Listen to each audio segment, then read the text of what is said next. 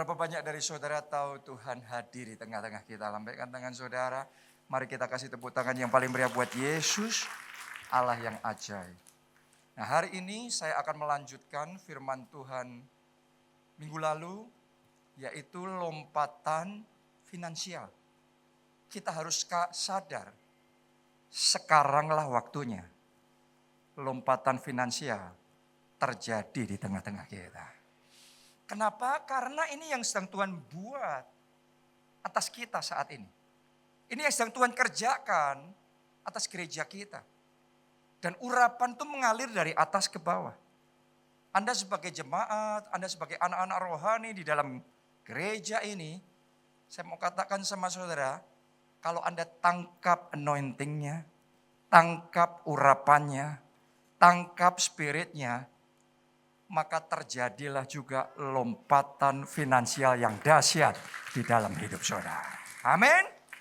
Jadi siapkan hati saudara untuk Anda mengalami secara pribadi. Ya, di bagian yang kedua dari firman Tuhan ini saya mau bicara tentang anointing to get wealth. Atau urapan memperoleh kekayaan. Buat Anda yang baru, mungkin Anda nggak familiar. Tapi nanti saya akan bacakan buat saudara, ternyata dalam Alkitab ada yang namanya urapan untuk memperoleh kekayaan. Ada yang namanya kuasa untuk memperoleh kekayaan. Kekuatan untuk memperoleh kekayaan. Nah, kalau kita bicara tentang lompatan finansial, yang namanya lompatan hanya bisa terjadi kalau ada kekuatan. Benar enggak? Untuk melompat butuh yang namanya strength. Butuh yang namanya kekuatan. Without strength, tanpa kekuatan, Anda mau melompat tapi tidak bisa. Ingin melompat tapi tidak bisa. Berapa banyak orang yang dalam hidupnya ngelihat orang lain. Kepingin ngalami kayak gitu. Kepingin ngalami mujizat yang sama. Kepingin ngalami lompatan yang sama. Tapi seolah-olah apa daya. Enggak ada kekuatan, enggak terjadi apa-apa. Karena itu saya mau ajak saudara buka hati lebar-lebar. Karena saya tahu ada orang-orang di tempat ini. Sementara firman ini disampaikan. Kekuatan dari Tuhan diimpartasikan. Kekuatan untuk mengalami lompatan diimpartasikan dalam hidup saudara. Amin. Haleluya. Anda percaya? Boleh lambaikan tangan saudara yang percaya. Katakan di dalam nama Yesus. Kekuatan dari Tuhan aku terima. Katakan amin. Dan tepuk tangannya pula yang paling meriah buat Tuhan kita. Kalau saudara terima kekuatan yang dari Tuhan itu, Anda bisa melompat. Karena ada strength-nya sekarang, ada power-nya. Dan ketika saudara bisa melompat, Anda bisa melompati tembok penghalang saudara. Tembok itu bisa namanya stagnasi. Dengan kekuatan, tembok stagnasi bisa terlampaui. Tembok itu juga bisa namanya tembok pas-pasan. Berapa banyak orang yang hidupnya selalu pas-pasan. Rasanya nggak bisa keluar dari situ. Tapi hari ini saya mau katakan sama saudara, kalau Anda terima kekuatan dari Tuhan, mulai sekarang tembok pas-pasan Anda lompati, Tuhan akan bawa saudara masuk dalam hidup berkelimpahan. Amin. Bukan hanya pas, bukan sekedar cukup, tapi lebih. Tapi berlimpah. Amin. Itu kita butuh kekuatan. Kalau saudara terima kekuatan, dan yang saya percaya ada orang di sini, hari ini Anda terima kekuatan, dan saudara akan melompati tembok hutang. Kenapa? Karena sebagian orang bertahun-tahun dalam hidupnya, bahkan ada keluarga-keluarga yang dari generasi ke generasi, terus terikat dengan yang namanya hutang. Belenggu hutang itu nggak pernah bisa lepas. Tetapi kalau Anda dapat kekuatan dari Tuhan dalam finansial, saya mau ngomong sama saudara, belenggu hutang itu akan dihancurkan. Mulai hari ini Anda bebas hutang, mengalami kemerdekaan finansial dan hidup berkelimpahan di dalam Tuhan. Amin. Jadi Kita butuh yang namanya kekuatan untuk bisa ngalami lompatan. Dan tahukah saudara, kekuatan tersebut kita bisa terima sumbernya adalah Roh Kudus. Jadi kekuatan itu sumbernya dari mana? Roh Kudus. Dari Holy Spirit. 2 Timotius 1 ayatnya yang ke-7. Sebab Allah memberikan kepada kita bukan roh ketakutan, melainkan roh yang apa? Membangkitkan kekuatan, kasih, dan ketertiban. Ini adalah Roh Kudus. Jadi ketika Allah memberikan kepada kita Roh Kudus, saya mau ngomong sama saudara, Roh Kudus itu akan jadi seperti generator ilahi dalam hidupmu. Karena ditulis di sana, roh itu membangkitkan apa? Kekuatan. Sama seperti kayak genset dalam satu rumah atau satu building. Ketika listriknya mati, kalau ada gensetnya, ada generatornya, maka generator bisa membangkitkan power. Membangkitkan energi. Sehingga harusnya listriknya padam, di rumah lampunya mati, tapi karena ada genset, rumah saudara bisa tetap nyala. Saya mau ngomong begini sama saudara, kalau Anda terima Holy Spirit, kalau Anda terima Roh Kudus, maka ketika tantangan terjadi, badai terjadi, pandemi datang, resesi datang, krisis datang, yang lainnya dalam kegelapan, bangsa-bangsa dalam kegelapan, dunia di dalam kekelaman, semuanya mati lampu. Tapi kalau saudara terima Roh Kudus, saya berdoa Anda setiap orang di tempat ini terima Roh Kudus. Maka Roh Kudus itu akan membangkitkan kekuatan sehingga yang lain padam, Anda tetap terang, tetap menyala, tetap on fire for Jesus. Katakan amin, tepuk tangannya yang paling meriah buat Tuhan kita. Akan ada unlimited stamina, akan ada endless strength. Anda akan bisa berjalan tidak menjadi lemah, berlari tidak menjadi lesu, terbang tinggi bagaikan Raja Wali. Yang lainnya rebah di sisi kiri, 1000 rebah di sisi kiri, 10.000 rebah di sisi kanan, tapi kita kokoh berdiri. Kenapa? Karena Holy Spirit. Saya ngalami itu waktu 2020 pandemi melanda, semua resesi krisis. Untuk sesaat saya juga ikut kayak off gitu. Saya seperti kayak untuk sesaat kayak tidak berdaya. Tapi sementara saya mencari Tuhan, terus datang, saya terima kepenuhan Roh Kudus. Dan karena terima kepenuhan Roh Kudus, tiba-tiba ada kekuatan baru saya dapat. Begitu kekuatan baru saya dapat, attitude saya berubah. Tadinya saya senang, zaman itu ya 2020, kalau PSBB diperpanjang terus itu saya senang. Karena di benak saya kalau sampai PSBB nggak diperpanjang, gereja kita harus mulai ibadah onsite, nanti resiko. Tapi begitu saya terima kepenuhan Roh Kudus, breakthrough terjadi, kekuatan saya dapatkan. Tiba-tiba ada keberanian mulai ibadah onsite. 2020 yang lain masih online, kita jalan onsite sendiri.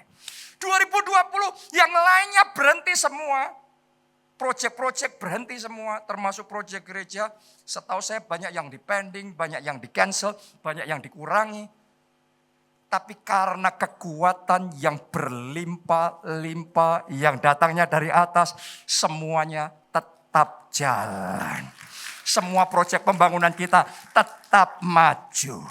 Progres terus jalan. Kenapa? Karena kita terima kekuatan dari Roh Kudus. Jadi Anda jangan anggap sepele kepenuhan Roh Kudus. Kepenuhan Roh Kudus bukan sekedar urusan rebah di lantai. Kepenuhan Roh Kudus bukan sekedar urusan Anda kayak manifestasi bergetar-getar. Ya itu bagian dari sensasi yang Anda alami. Tapi ketika Anda terima kepenuhan Roh Kudus, engkau terima kekuatan. Sehingga yang lain roboh, Anda tetap kokoh. Yang lain padam, kegelapan. Tetapi terang Tuhan terbit atasmu. Kemuliaannya jadi nyata atasmu. That is the power of the Holy Spirit. Itu kuasa yang ditimbulkan oleh Roh Kudus. Dan tahukah saudara, salah satu kekuatan yang Roh Kudus mau berikan kepada saudara, tadi itu yang saya katakan, namanya kekuatan untuk memperoleh kekayaan. Ketika Roh Kudus membangkitkan kekuatan, Tuhan bisa berikan kepada kita kekuatan untuk melepaskan yang terbelenggu, untuk menyembuhkan yang sakit, untuk membawa damai sejahtera dan sukacita, kekuatan mengubah kegagalan jadi keberhasilan, termasuk juga kekuatan memperoleh kekayaan. Yes, He can do all things. Dia bisa lakukan segala perkara. Kita baca langsung Ulangan 8, ayatnya yang ke-18. Masa Roh Kudus ngasih kekuatan kayak gitu? Mari kita baca. Tetapi haruslah engkau ingat kepada Tuhan Allahmu, sebab Dialah, siapa? Tuhan Allahmu. Dialah. Bukan manusia saudaraku, bukan pendeta. Tapi Dialah Holy Spirit, Tuhan Allahmu, Allah Roh Kudus, yang memberikan kepadamu, semuanya katakan kepadaku, semuanya dengan iman katakan kepadaku. Apa yang Tuhan berikan kepada saudara? Kekuatan untuk memperoleh kekayaan. Sekali lagi katakan kekuatan untuk memperoleh kekayaan. Katakan aku terima. Dan kasih tepuk tangannya boleh paling meriah buat Tuhan kita. Amin. Katakan sekali lagi di dalam nama Yesus. Aku terima kekuatan untuk memperoleh kekayaan. This is the Bible. Ini Alkitab, ini firman Tuhan. Yaitu ada kekuatan untuk memperoleh kekayaan. Atau urapan untuk memperoleh kekayaan. Kalau Anda terima kekuatan, tadi kita sudah belajar di awal khotbah ini. Awalnya lemah, terus kemudian dikasih kekuatan. Apa yang terjadi? Apa yang bisa kita lakukan? Kita bisa melompat. Anda mau mengalami lompatan finansial? Terima kekuatan yang dari Tuhan. Terima kekuatan untuk memperoleh kekayaan. Apakah saudara percaya Tuhan bisa memboosting kekuatan saudara sehingga tiba-tiba finansialmu seger? Keuanganmu tiba-tiba mengalami lompatan yang besar. He's more than able. Dia lebih dari mampu untuk mengerjakan itu dalam hidup saudara. Dan saya berdoa ada orang-orang di tempat ini yang hari ini tangkap rema ini. Dan terima kekuatan dari Tuhan. Dan alami lompatan finansial terjadi dalam hidupnya. Amin. Nah sekarang gimana, apa maksudnya kekuatan untuk memperoleh kekayaan? Gimana caranya tadinya lumpuh finansial, sekarang bisa berjalan bahkan melompat secara finansial. Kekuatan seperti apa yang Tuhan kasih sehingga tiba-tiba kita seger keuangan kita. Tadinya sudah lemes terus keuangannya, pekerjaannya lemes terus. Tiba-tiba bisa seger, tiba-tiba diberkati berlimpah-limpah. Tiba-tiba berubahnya drastis sekali. Awalnya banyak kekurangan terus, sekarang berkelimpahan. Awalnya terbelenggu hutang, sekarang bebas hutang. Caranya gimana Tuhan ngasih sama kita? Dua hal. Dua macam kekuatan untuk memperoleh yang Tuhan kasih. Memperoleh kekayaan yang Tuhan kasih. Nomor satu, namanya anugerah untuk memperoleh kekayaan. Ya, ada yang namanya anugerah. Tahukah saudara Anda bisa terima anugerah dari Tuhan?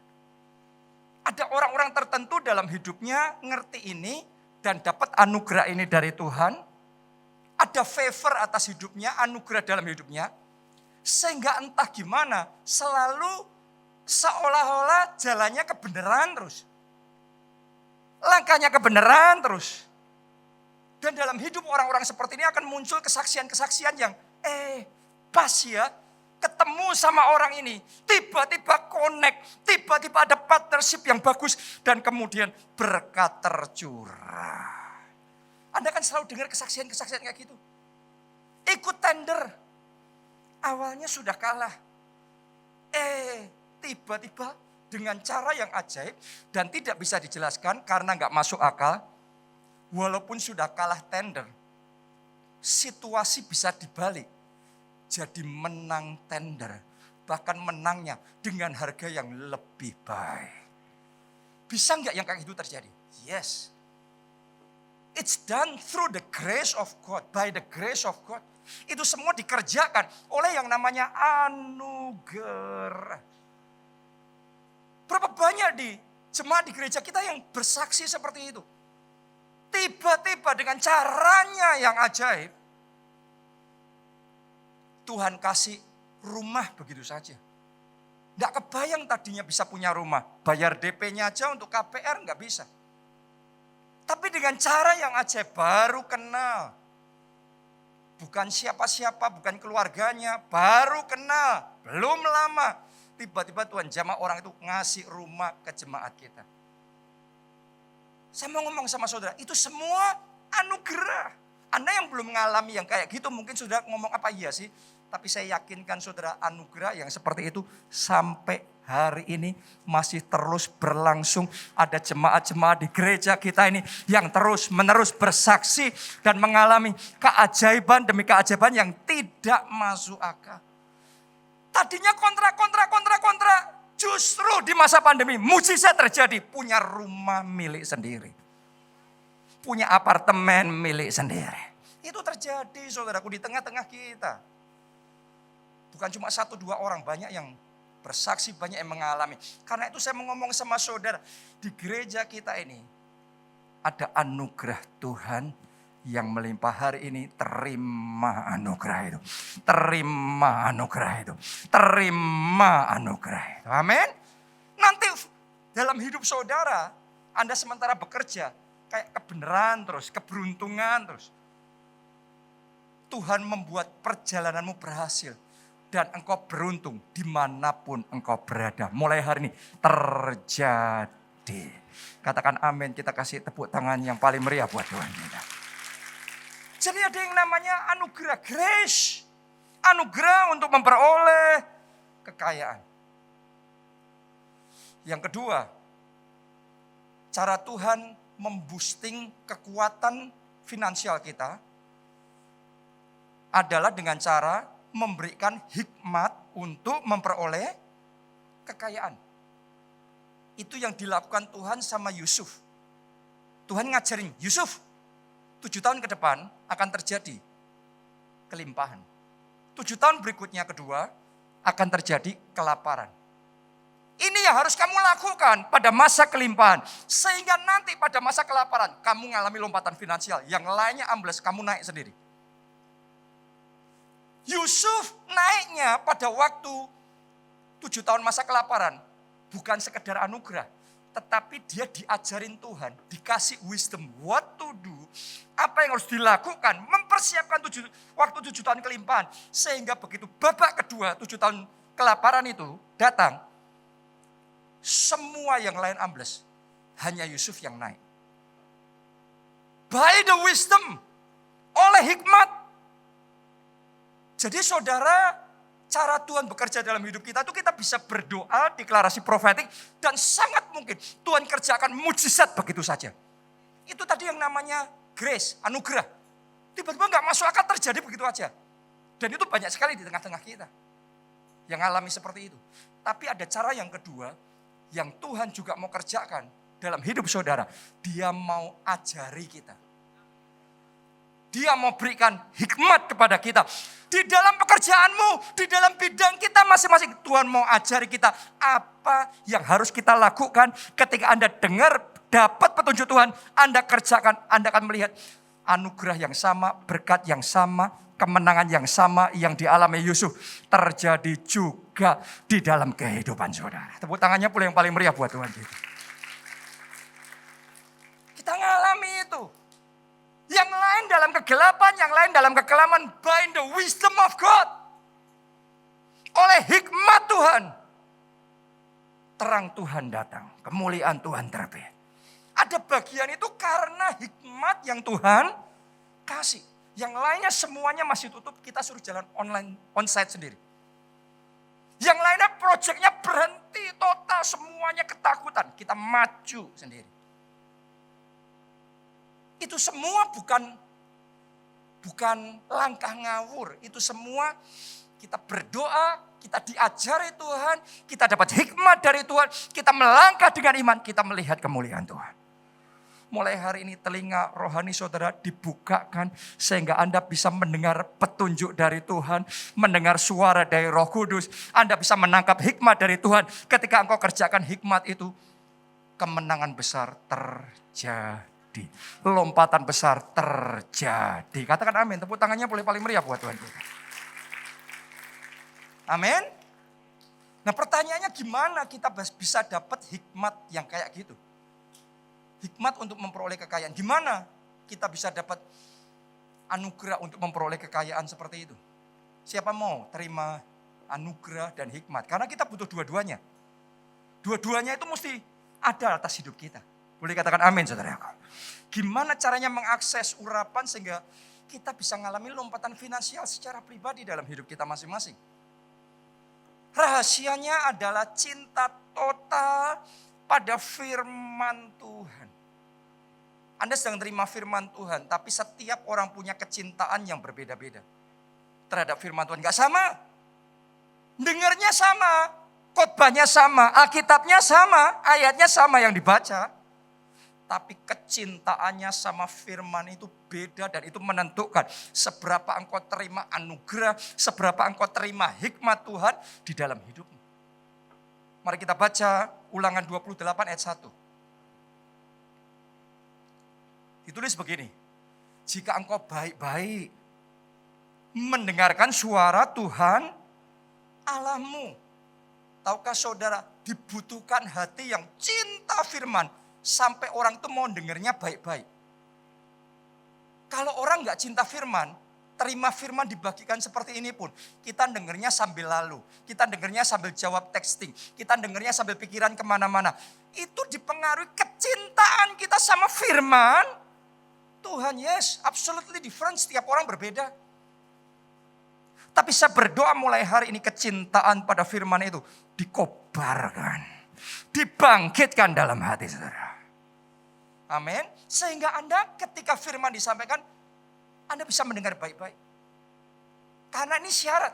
Jika engkau mendengar baik-baik, baik-baik mendengar suara Tuhan Allahmu. Dan apa berikutnya? Melakukan dengan setia, berapa banyak?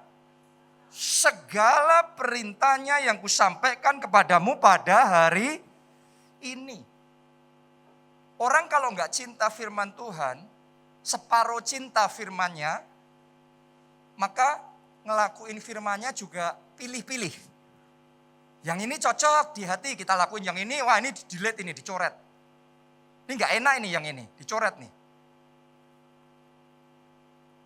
Tapi orang yang cinta firman Tuhannya cinta total, dia akan melakukan segala perintahnya. Yang cinta firman Tuhan katakan segala. Lebih kuat lagi katakan segala. Kita enggak pilih-pilih. Yang sekedar cocok, yang sekedar enak. Tapi segala. Bukan cuma segala perintahnya kita lakukan. Tapi kita lakukan dengan setia. Saudara bisa melihat kesetiaan kita selama masa tantangan di pandemi. Kesetiaan ibadah kita, kesetiaan melayani kita, kesetiaan komitmen kita, kesetiaan di dalam bersaksi, kesetiaan di dalam disiplin rohani, kesetiaan di dalam doa puasa kita. Diuji melalui semuanya itu. Dibutuhkan hati yang cinta Tuhan untuk melakukan segala dengan setia melalui masa baik, masa tidak baik, melalui kegelapan, melalui masa yang indah, melalui pandemi, melalui resesi, melalui semua situasi. Kita tetap melakukan dengan setia segala yang diperintahkannya kepada kita. Kalau saudara punya cinta sama firman seperti itu, siap-siap ini yang akan Tuhan kerjakan dalam hidup saudara. Are you ready? Saudara siap? Ini janji Tuhan. Maka Tuhan Allahmu akan mengangkat engkau di atas segala bangsa di bumi. Di antara keluarga saudara, engkau akan diangkat Tuhan. Di antara teman-temanmu, engkau akan diangkat Tuhan. Di antara orang-orang di sekeliling saudara, Tuhan akan mengangkat engkau di atas. Engkau tidak akan tetap di bawah. Orang yang cinta firman Tuhan, cinta total sama firman Tuhan, tidak akan tetap di bawah. Anda akan diangkat naik ke atas, tetap naik, tidak turun. Katakan amin. Tepuk tangannya yang paling meriah buat Tuhan kita. Makanya melalui masa susah, masa berat, masa muda, komitmen saya di dalam mengembalikan persepuluhan gak boleh roboh. Komitmen saya di dalam melayani gak boleh roboh. Komitmen saya dalam doa puasa melalui pandemi, melalui resesi tidak boleh menjadi suam. Komitmen saya dalam bersaksi, memberitakan Injil, menyelamatkan jiwa gak boleh menjadi kendur. Kenapa? Syaratnya itu jika engkau baik-baik mendengar suara Tuhan Allahmu dan melakukan dengan setia segala yang diperintahkannya kepadamu, maka Tuhan Allahmu akan mengangkat engkau. Ini lompatan. Anda diangkat sehingga mengalami lompatan. Ini namanya Anda dikasih anointing to get wealth. Kekuatan untuk memperoleh kekayaan. Tuhan akan memberikan anugerah. Tuhan akan memberikan hikmat kepada saudara. Sehingga engkau mengalami lompatan finansial. Butuh hati yang cinta firman. Mazmur 112 ayat 1 sampai 3. Haleluya. Berbahagialah orang yang takut akan Tuhan. Yang apa? Sangat suka. Sama-sama suka firman. Ada orang suka firman. Tapi ada orang yang sangat suka. Sangat suka. Oh, saya berdoa mulai hari ini Anda sangat suka. Sangat cinta. Cinta total. Cintanya radikal sama firman. Karena Tuhan ngomong itu bahagia. Orang yang sangat suka kepada segala perintahnya. Kenapa? Anda yang punya hati yang kayak gitu. Ini yang Tuhan akan buat dalam hidupmu. Anak cucunya akan perkasa di bumi. Angkatan orang benar akan diberkati. Ayat yang ketiga, terima ini juga menjadi bagian dalam hidup saudara. Anda siap? Harta dan kekayaan ada dalam rumahnya. Kebajikannya tetap untuk selamanya. Tepuk tangannya yang lebih meriah buat Tuhan yang mengerjakannya di tengah-tengah kita. Ini power, ini kekuatan untuk memperoleh kekayaan. Harta dan kekayaan ada di rumah saudara. Ya. Tapi orang yang terima mengalami itu pribadi adalah orang-orang yang sangat suka kepada segala perintahnya. Sebagian orang menganggap enteng firman Tuhan. Menganggap, sudah khotbah, sudah pernah saya dengar, ngerti. Anda lewat. Yang kayak gitu gak bisa ngalami. Karena hati kita, attitude hati kita sama firman Tuhan menentukan. Dan saya berdoa mulai hari ini attitude hatimu terhadap firman Tuhan. Terhadap khotbah ketika disampaikan. Terhadap Alkitab yang Anda punya. Entah Alkitab buku atau Alkitab di handphone saudara.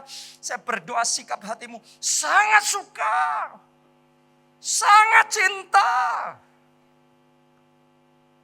Maka kekuatan untuk memperoleh kekayaan diberikan kepada saudara. Nah, sekarang secara khusus perintah yang mana dari firman Tuhan supaya kita bisa mengalami lompatan finansial. Memang tadi firman Tuhan ngomong segala perintahnya. Tapi ada satu ayat yang saya mau bagikan sama kita hari ini. Dan ayat ini bisa mengcover banyak sekali.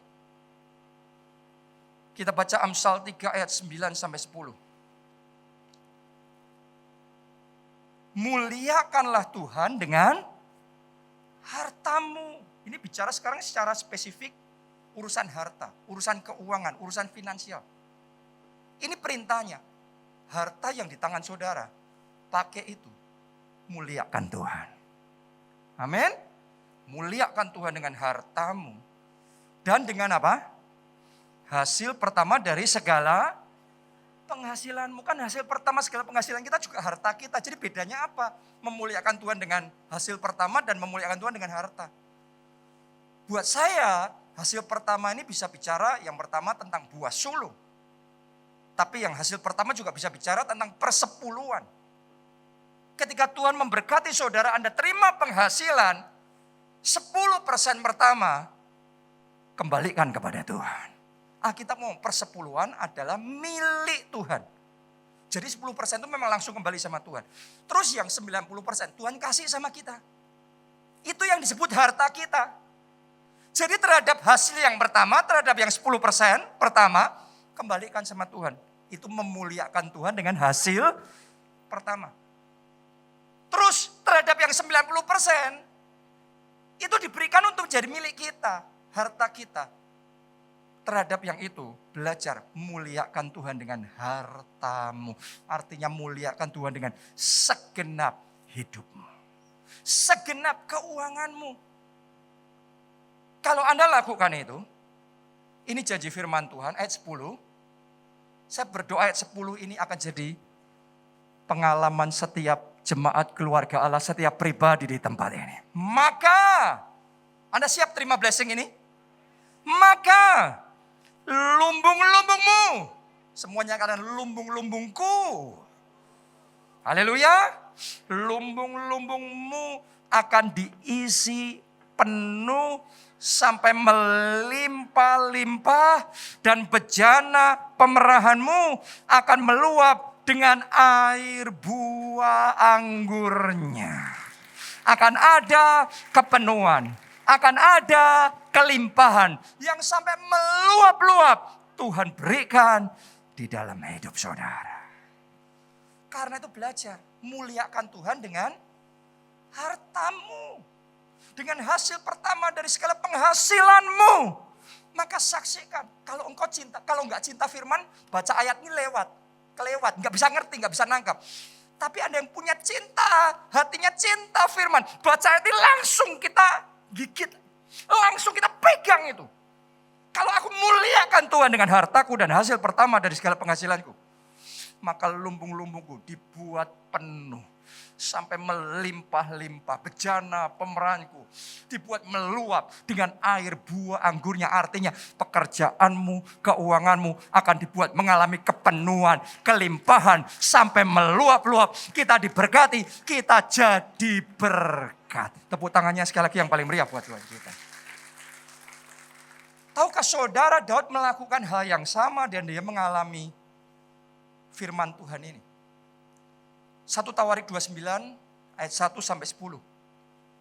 Ayat ini panjang, saya nggak akan baca seluruhnya, tapi bagian-bagian tertentu Anda ikuti aja. Berkatalah Raja Daud kepada segenap jemaah itu, Salomo anakku yang satu-satunya dipilih Allah adalah masih muda dan kurang berpengalaman. Sedang pekerjaan ini apa? Besar. Jadi mereka mau mengerjakan pembangunan gereja. Dan Daud ngomong, proyek pembangunan gereja itu besar. Ini sama seperti yang sedang kita alami sekarang ini. Gereja kita di semua kota, di Jakarta, di Jogja, di Solo, di semua kota sekarang ini sedang mau bangkit untuk membangun rumah Tuhan, bait Allah. Dan ini proyek yang besar. Kemarin minggu saya sudah umumkan sama saudara, di Jakarta kita segera harus menyelesaikan pembangunan gedung gereja kita di PIK. Dan proyek itu buat ukuran kita sekarang besar. Gak main-main proyek itu, kita belum pernah lakukan sebelumnya. Kita akan membangun gedung gereja yang ukuran 9 lantai. Per lantai bangunannya sekitar 2000 meter persegi. Buat kita itu besar. Liftnya di situ nanti akan ada sekitar 6 lift. Untuk bisa mengcover semuanya itu. Itu proyek besar. Gak main-main saudaraku. Di Jogja kita juga akan melakukan pembelian gedung gereja yang baru. Renovasi, perluasan. Itu proyek besar. Di semua kota gereja kita dalam waktu bersamaan kita akan melakukan pembelian, pembangunan gedung gereja. Semua kota langsung serempak jalan. Ini proyek besar. Di Solo, nah nanti Anda kalau bisa hadir ibadah berikutnya karena rencana Pak Obaja akan, harusnya ini sudah landing. Tadi pesawat jam 8 dari Solo, landing di Jakarta jam 9, harusnya dalam perjalanan. Harusnya jam 10 bisa melayani. Nanti dia mungkin akan cerita sama saudara proyek pembangunan gereja kita di Solo. 20 hektar. 200.000 meter persegi. Tanahnya seluas itu. Buat kita, itu proyek yang besar. Seperti Daud waktu itu ngomong. Sebab, ditulis sini, pekerjaan ini besar. Buat gereja kita ini proyek terbesar dalam sejarah kita. Lanjutkan pembacaan kita tadi. Sebab bukanlah untuk manusia bait itu, melainkan untuk Tuhan Allah. Semua proyek yang besar yang kita lakukan bukan untuk manusia, bukan untuk kebanggaan kita, tapi untuk Tuhan Allah. Untuk kemuliaan Tuhan, untuk kehormatan Tuhan, untuk puji-pujian bagi Tuhan. Dan sungguh-sungguh kali ini nama Tuhan dipermuliakan sungguh-sungguh. Bayangin di tengah pandemi, di tengah resesi, semua proyek hotel, proyek konstruksi, semuanya berhenti. Tapi proyek gereja jalan semua. Dalam seminggu ini banyak yang ngomong, ini tidak mungkin tidak, pasti Tuhan. Gedung PIK kalau bisa jalan progres selama 2 tahun, semuanya berhenti, kita jalan sendiri. Ini enggak mungkin proyek manusia, enggak mungkin tangan manusia. Ini karya Tuhan, ini tangan Tuhan yang bekerja di tengah-tengah kita. Sebab bukan untuk manusia, tapi untuk Tuhan Allah proyek ini. Ayat 2. Daud ngomong begini, dengan segenap kemampuan aku telah mengadakan persediaan untuk rumah Allahku. Lompat ya, sekarang ayat yang ketiga. Lagi pula oleh karena cintaku kepada rumah Allahku, maka sebagai tambahan pada segala yang telah kusediakan bagi rumah kudus, aku dengan ini memberikan kepada rumah Allahku dari emas dan perak, apa? Kepunyaanku sendiri. Berarti yang dilakukan Daud, dia memberikan, mengerahkan dana untuk pembangunan itu. Dari 2 sumber. Satu dari harta kerajaan, dan yang kedua dari harta pribadi. Benar apa tidak? Dia all out benar. Dan dia ngomong, ini enggak sekedar ikut turut serta. Ya ikut nyumbang. No. Dia ngomong, dengan segenap kemampuan. Wah. Orang kalau enggak punya hati yang cinta sama rumah Tuhan sampai seperti itu. Enggak mungkin dengan segenap kemampuan. Paling banter cuma ikut. Tapi Daud dengan segenap kemampuan. Itu harta kerajaan dikerahkan untuk pembangunan. Termasuk harta pribadinya dikerahkan untuk pembangunan. Saya belajar meneladani Daud ini. Selama 2,5 tahun pembangunan gedung PIK. Sama sekali saya enggak pernah umumkan sama saudara. Proyek itu jalan terus tanpa pengumuman apapun. Saya baru umumkan kemarin minggu. Benar apa tidak? Ketika beberapa bulan nanti tahun ini gedung itu akan jadi, baru kemarin saya umumkan. Kenapa? Karena semua ada waktunya. Dan selama 2,5 tahun itu saya ambil keputusan, Tuhan kalau ada yang menabur yang pertama biarlah saya. Dengan segenap kemampuan. Saya belajar dari Daud ini. Semua dana yang ada di gereja kita kerahkan. Tanpa pengumuman loh saudaraku, tanpa janji iman. Termasuk harta pribadi kita kerahkan. Proyek ini bukan untuk manusia, ini untuk Tuhan Allah. Jadi saya mau jadi yang terdepan di dalam menabur. Seperti Daud terdepan di dalam menabur. Baru setelah itu dia ngajak semua yang lain ikut menabur. Mari kita baca. Ayat yang kelima bagian B. Maka Daud ngomong begini. Siapakah pada hari ini yang rela memberikan persembahan kepada Tuhan? Ternyata di zaman Daud setelah dia jadi yang terdepan, yang pertama menabur.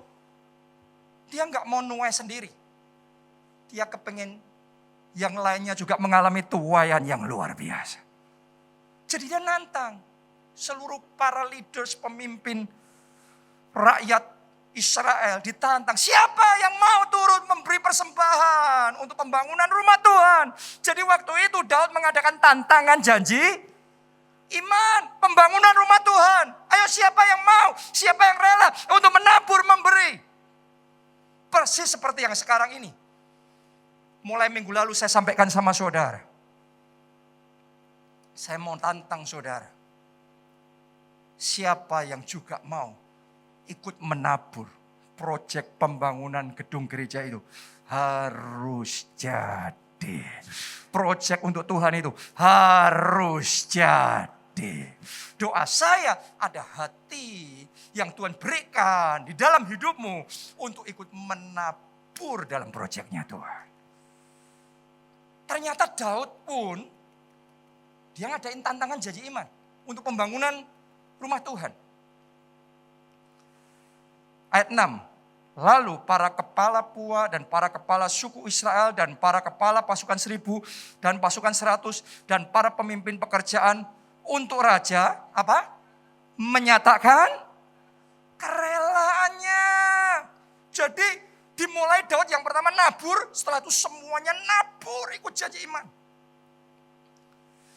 Dan kalau saudara pelajari, saya nggak punya waktu, dalam kejadian berikutnya Anda akan melihat di zamannya Daud, di zamannya pemerintahannya Raja Daud, bangsa Israel diberkati berlimpah-limpah.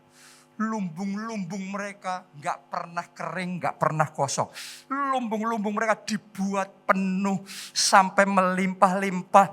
Bejana pemeran mereka dibuat meluap dengan air buah anggurnya. Janji firman Tuhan tergenapi. Di masanya Daud, bangsa Israel mencapai puncak kejayaan, puncak kemakmuran, zaman keemasan yang penuh kemuliaan. Katakan amin. Tepuk tangannya boleh paling meriah buat Tuhan kita. Karena itu hari ini saya mau ajak saudara, ayo bersama-sama bangkit. Menabur bersama-sama. Oke, ini proyeknya proyek besar. Dananya yang dibutuhkan berapa? Zaman 10 tahun lebih yang lalu kita bangun gedung kita yang sekarang di Solo sudah 70 miliar. Padahal luas tanahnya sekitar 6.000-8.000 meter persegi. Sekarang luas tanahnya 20 hektar, 200.000 meter persegi itu sudah pasti minimal ratusan miliar. Oke. Ditambah gedung PIK, kita sudah selesaikan, hampir selesai struktur dan basic finishing. Sekarang kita harus selesaikan interior semua lantai, termasuk furniture, isi-isinya, sound system, alat musik, LED, dan macam-macam ini. Tambahan di luar konstruksi struktur dan basic finishing ya di luarnya itu, tambahannya kita butuh 50 miliar. Pembangunan di Jogja dan di semua kota yang lain, ini saudaraku ya, kebutuhannya pasti besar sekali. Ini melampaui dari kapasitas kita sekarang. Tapi saya mau katakan sama saudara, bagi Tuhan tidak ada yang mustahil. Katakan amin. Tepuk tangannya boleh paling meriah buat Tuhan kita. 2,5 tahun jalan terus. Kemarin tanpa janji iman. Mungkin ada yang ngomong, Pak, jangan-jangan sudah punya uang tabungan dulu. Sudah ada dananya dulu baru pembangunan. Enggak ada cerita kayak gitu. Maret 2020 pandemi masuk Indonesia. Benar lockdown Maret 2020. Bulan Februari Tuhan itu suruh kita lakukan sesuatu.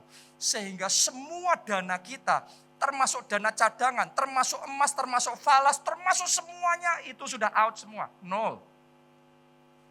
Waktu Februari nol, Maret pandemi tiba. Saya sampai untuk sesaat bingung saya. Ini kemarin benar gak ya kita dengar suara Tuhan, disuruh ngelakuin sesuatu. Maret pandemi datang, lockdown, gak ada dana sama sekali. Nol. Saya beritahu saudara, rupiah di tangan kita bisa nol. Tapi Allah kita, Allah yang besar. Jehovah Jireh, Allah yang menyediakan. Ada lagi yang ngomong, Pak jangan-jangan itu proyeknya dibangun pakai hutang. Saya mau ngomong sama saudara, di gereja kita, proyek-proyek bukan kita kerjakan dengan hutang, tapi dengan kuasa Allah. Karena kuasa Allah lebih besar.